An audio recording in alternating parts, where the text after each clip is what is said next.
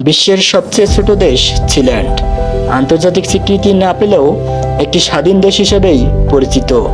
Atlantic মহাসাগরের মাঝে ভাসমান দেশটি। হ্যাঁ বন্ধুরা, এই ছোট দেশটি সম্পর্কে জানতে হলে ভিডিওটি সম্পূর্ণ দেখতে হবে। আর ভিডিওটি ভালো লাগলে অবশ্যই লাইক শেয়ার করে দিবেন। তাহলে বন্ধুরা চলো বিস্তারিত আলোচনা করা যাক। আটলান্টিক মহাসাগরের মাঝে দুটি পিলার, তার উপরে রাখা বৃহদাকার পাটাতন। বিস্ময়কর হলেও সত্যি এটি একটি দেশ।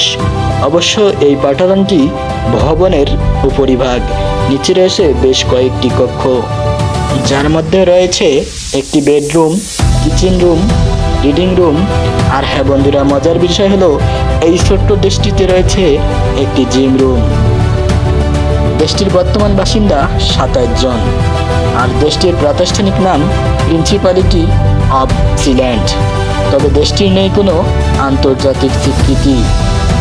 একটি স্বাধীন দেশ হতে যা যা প্রয়োজন তার সব কিছুই আছে সিল্যান্ডে। আছে আলাদা রাজধানী, আলাদা মুদ্রা, পতাকা, এমনকি পাসপোর্টও। ইংল্যান্ডের শ্যাটলক উপকূল থেকে 12 কিলোমিটার দূরে অবস্থিত।